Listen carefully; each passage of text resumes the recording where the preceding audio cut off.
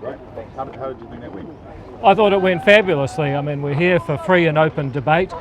We got it, and I think the government's position held up very well because we are fixing what matters and delivering on everything from health to getting homes built, which are the things that matter more to the average person than the people sitting in the front row of that pohuri. Do you feel like you accorded more support? A few people booed you, and at the beginning there was a big protest that sort of nearly breached the line into the pulpit. Well, you know, I've always had the most interesting opponents in politics, and in a way I'd be disappointed if they stopped showing up. The only problem was the pohuri was so long, even some of the protesters went up and went home. Do you feel like you were accorded a bit more respect this time? I mean, your mic wasn't taken away, you weren't drowned out by water. Look, at the end of the day, I come based on ideas, and you can't defeat an idea through disrespect, so other people will choose how they behave, but people also choose what they believe, and that's why I think it's important to promote the simple idea that New Zealanders actually are equal. What do you think of how the opposition parties presented? What do you think of how the opposition parties presented, primarily Te Pāti Māori?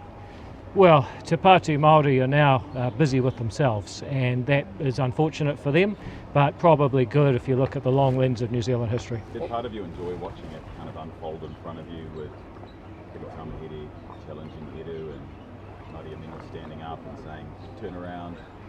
No, I don't enjoy watching people fight over personality. I like ideas, like we're free and equal and building a better society. Those guys bickering with each other, I think, shows that the Māori Party never really had any ideas, and if they've got nothing else to unite them like our caucus does, then they end up going at each other, and that's sad, but it's their problem. The speech was a lot of common themes that we hear from you quite regularly. What was the thinking behind that, as opposed to offering some new or different reflections?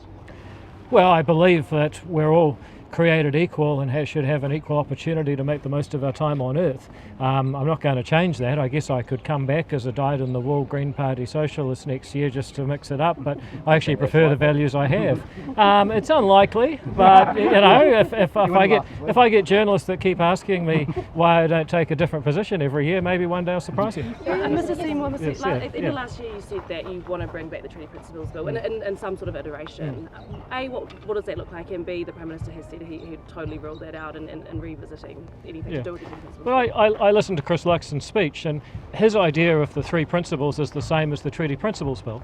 And so you get people, including him, who are opposed to the bill, but they don't actually oppose the principles, and that's why I say in the long term it will be the law of the land. The Prime Minister has attributed it as the damage that has been done between National and Māori. That's what he essentially is blaming that breakdown of that relationship for. So why do you think it needs to be revisited if it's caused that much harm, and that's what the Prime Minister is saying? Well, that may be his view, but I'm not here to do his political management. I'm here to advance the simple idea that our treaty gives each of us 1/5,000,000th of the opportunity this country has to offer. That's what it says with Ngā tikanga katoa rite tahi. So you can talk about politics and people are upset and they're blaming each other. I just come back to the fundamental fact that New Zealanders actually are equal, and that's why sooner or later those principles will succeed. Also, just make the point that I think people hear from the fine publication stuff. If you see my op-ed there today, let's make the point that it is ultimately true that we're equal, and so the law will one day reflect that. Do you believe Christopher Luxon when he says that the matter is completely dead in the water from his perspective? Well, he's just given a speech where the principles that he espoused, he described the principles of the treaty. They're remarkably similar to the Treaty Principles Bill. So, like a lot of people, doesn't like the bill, okay, I get it, you can vote down a bill, but the ideas are enduring, and I'm proud that my party has advanced them. If you look at the way the government is now progressing, whether it's healthcare or education, we are actually acting in line with the principles in that bill. So it's an idea whose time has come in making advances. And I just listened to the other side of the debate today. I mean, we had one guy spoke for half an hour while the whole government was there listening respectfully in Maori language and Maori custom, and he said, we have no time for Māori. The next guy said, we have no love for Māori, while everyone's sitting there respectfully participating in a pohuri in Māori language and custom. I mean, give us a break. From a voter's perspective, do you think it's... Sorry, Adam, yeah. From a voter's perspective, I appreciate what you're saying about the difference between a physical bill and the ideas, but do you think it could be confusing for voters hearing two parties who are, coalition partners currently and likely if you're in a position to do that in the future, having such polar opposite kind of commentary on the bill itself and not really knowing what the future is for future iterations? Well, Acton government is advancing these principles.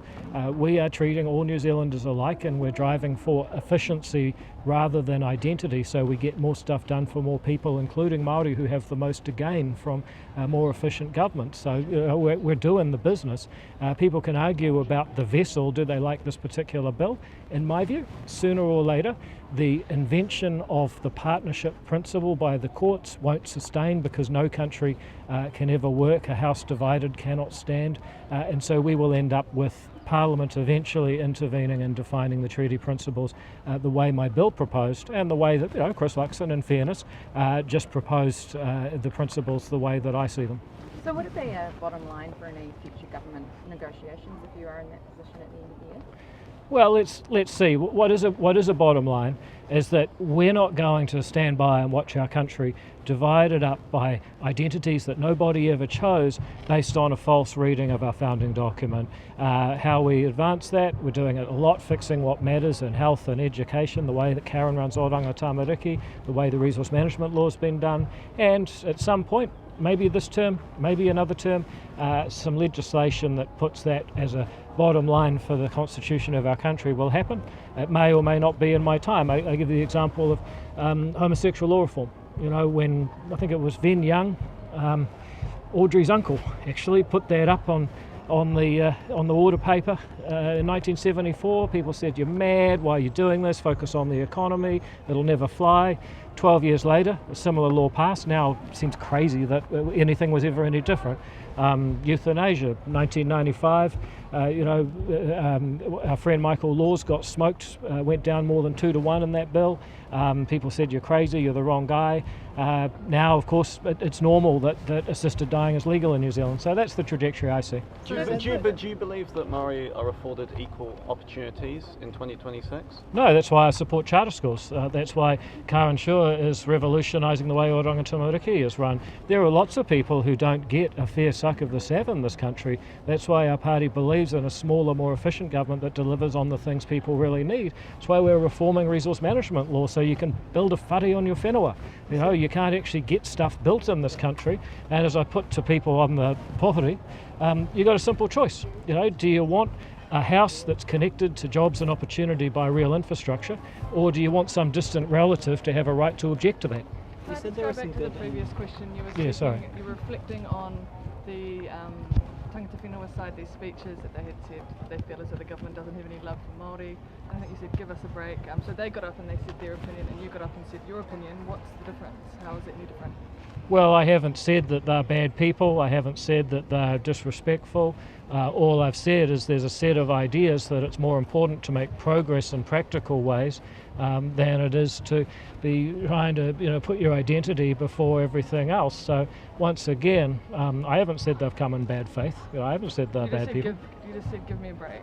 Yeah, but in response to their rhetoric, which is you don't love Māori. That's their opinion, and you've said your opinion around a liberal democracy. I'm just asking you to define what is the difference. Well, the difference is that they've said we don't love Māori. They've said we have no time for Māori, when we've just sat for 45 minutes politely participating in a pohuri with te reo Māori and tikanga Māori.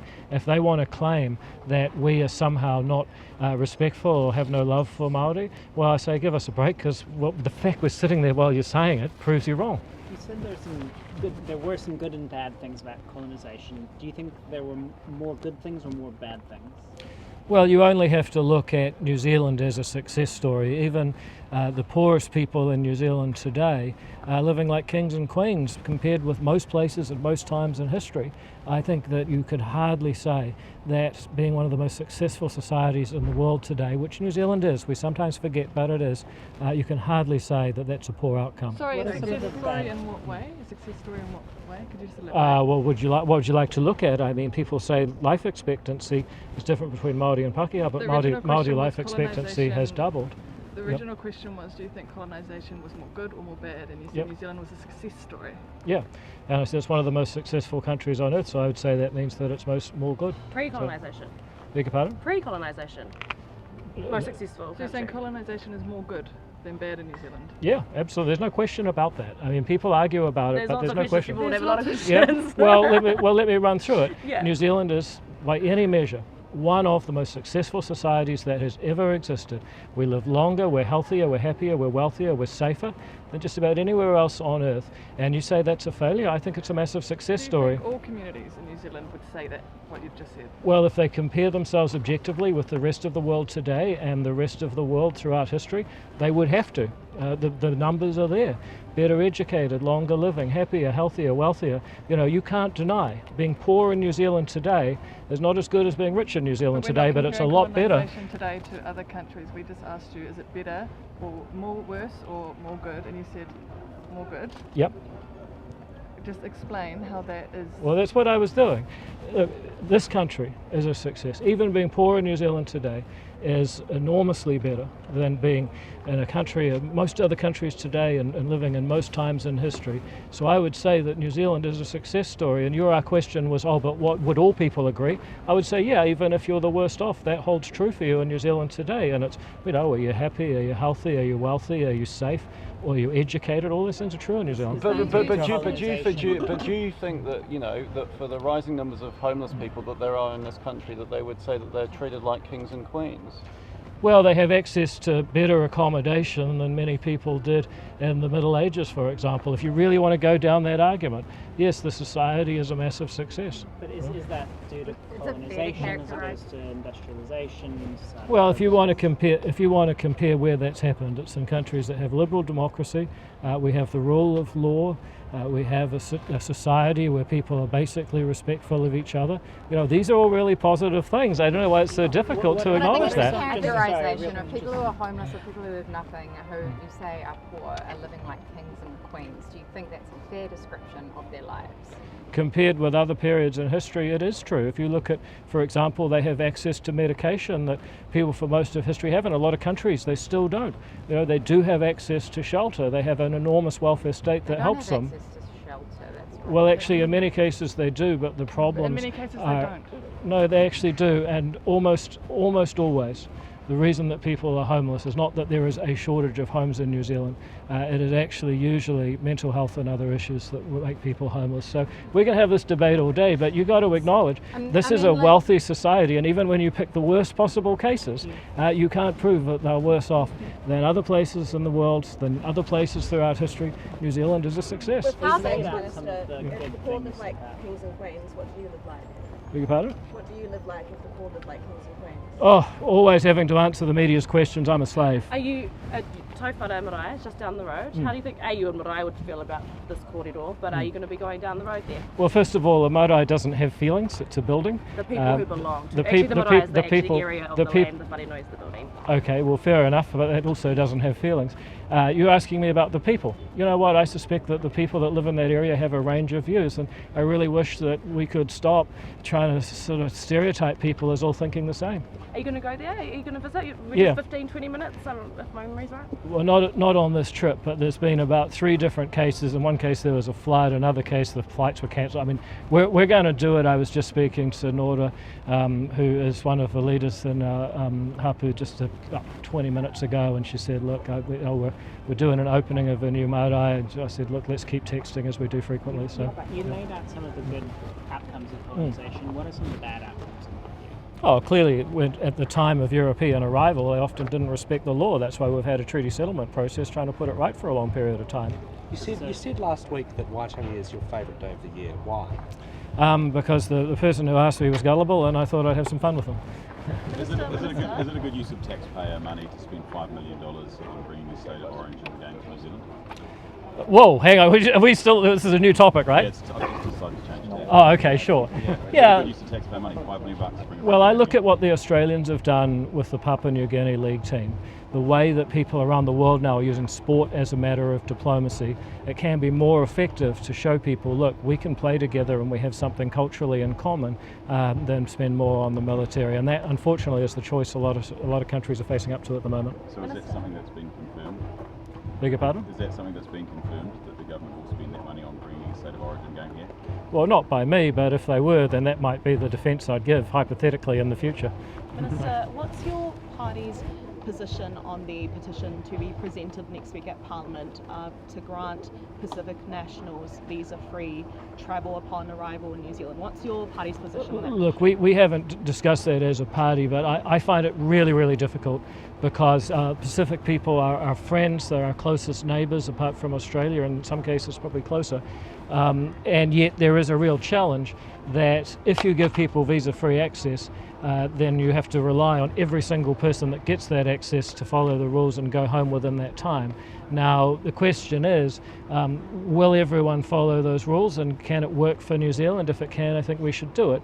But there are a number of countries, we've also gone through this with China, we don't have visa-free access for China, a major and important trading partner of New Zealand. That's the calculation we have to make. So look, I'm very sympathetic, all through the Samoa citizenship debate, we're very close to the Pacific community. I think Act can say we actually flipped that debate for the Samoan community, and I've got an enormous mat in my electorate office that they kindly gave to me symbolising that. So we'll listen to Pacific people, but I also know what the calculation is for any government when it works out its visa waiver list. Do you agree that Pacific nationals face unfair barriers when it comes to coming to New Zealand compared to other nationals? Well, I don't think they're unfair, and in fact my understanding is that if somebody from, say, Samoa needs to come to Auckland for a funeral or for urgent medical treatment, yes, they need a visa, but the people at immigration really prioritise and get those through as quickly as possible. There may be people that have a different experience, but I'm told that that's what normally happens. So is your party willing to cooperate with the petition with Arthur and I on possibly getting... Yeah, look, I had Arthur in my office probably about 6 months ago. We'll always listen to him, but we are going to have to, as a government, make the same calculation as every other government makes, and that the New Zealand government makes on every visa issue.